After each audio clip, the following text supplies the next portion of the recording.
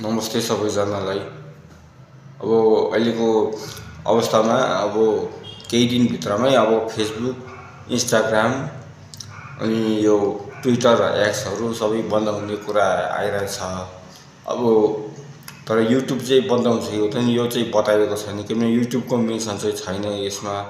तर यदि युट्युब पनि बन्द भइहालेको अवस्थामा चाहिँ एकदमै गाह्रो पर्न सक्छ। तर अब जो अब भाइबरहरू, टिकटकहरू यो सबै कुरा त दर्ता भइसक्यो यो प्लेटफर्महरू। अनि यो प्लेटफर्म दर्ता भएको यो अवस्थामा अब बाहिर उता इन्टरनेसनल कल गर्नेहरूलाई अथवा भिडियो कल गर्नेहरूलाई स्वदेशमै बसेर हो तिनीहरूको लागि त कुनै प्रब्लम हुँदैन यसमा, किनभने तिनीहरू सायद कन्टेन्ट क्रिएटर नहोला र पनि प्रब्लम चाहिँ हुँदैन, कसैलाई पनि प्रब्लम हुँदैन, हामीमध्ये कसैलाई पनि प्रब्लम हुँदैन। तर हामी जस्तो कन्टेन्ट क्रिएटरहरूको लागि चाहिँ अलिकतिको मार पर्न सक्छ क्या यो फेसबुक बन्द भएको कारणले गर्दा। इन्स्टा अथवा युट्युब बन्द भयो भने चाहिँ हामी जसो मार पर्न सक्छ। अनि हो यस्तो अवस्थामा एउटा उपाय के हो भनेदेखि अब हामीले जति पनि भिडियोहरू बनाउने गर्छौँ, आफ्नो कन्टेन्टहरू रिलिज गर्ने गर्छौँ, हो त्यो कन्टेन्टहरू चाहिँ कि त उता किताबमा नोट डाउन गरेर लेखेर राख्नु, अथवा नोट डाउन गरेर लेखेर राखे पछाडि अनि पछि जब रेजिस्ट्रेसन गरेर खुले पछाडि अनि पछि त्यो भिडियो अडियो रेकर्डिङ गर्दै अनि यहाँ अगाडि अनि भिडियो त्यो लेखेको कुराहरू पढ्दै गरे पनि हुन्छ। यसरी भिडियो कन्टेन्ट बनाए हुन्छ यसो मन लागेको अवस्थामा। तर अनि अर्को एउटा आइडिया के हो भने हामीले जति पनि भिडियो कन्टेन्टहरू बनाउने गर्छौँ हो त्यो सबै भिडियो कन्टेन्टहरू चाहिँ लगेर गुगल ड्राइभमा हालिदिने हो। किनभने अब गुगल भनेको त अब कुनै किसिमको त्यो सामाजिक सञ्जालको दुरुपयोग गर्ने प्लेटफर्म होइन, कुनै पोस्ट गरेर दुरुपयोग गर्नु मिल्दैन गुगलको चाहिँ। र यो गुगलको चाहिँ दुरुपयोग गर्न नमिले पनि, किनभने गुगल भनेको चाहिँ एउटा वेबसाइटहरूको कलेक्सन हो, अनि वेबसाइटहरूको यस्तो खाले जुन कलेक्सनहरू हुन्छ यो हो त्यो कारणले गर्दाखेरि सायद गुगल चाहिँ त्यो जे बन्द हुँदैन होला जस्तो लाग्छ मलाई। त्यही भएर यदि गुगल बन्द भएन भने चाहिँ आफूले बनाएको भिडियो कन्टेन्टहरू चाहिँ उता गुगल ड्राइभमा हालिएको छ।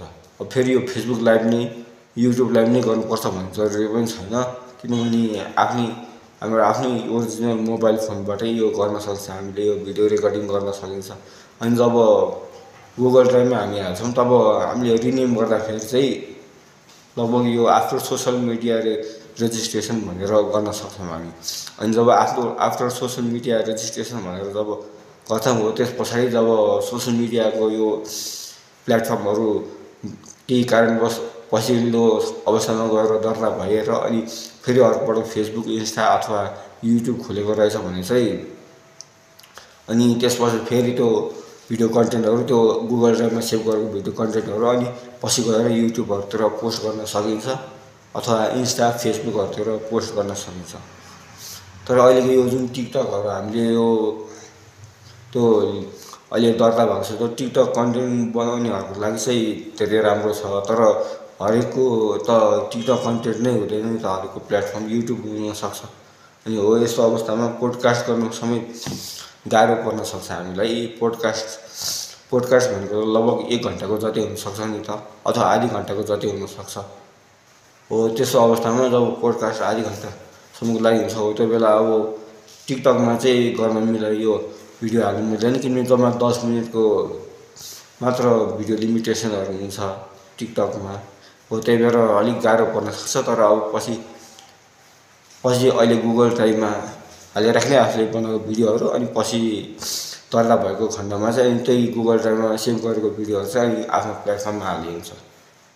यति मात्र भन्न चाहन्छु सबैजनालाई। धन्यवाद छ सबैजनालाई।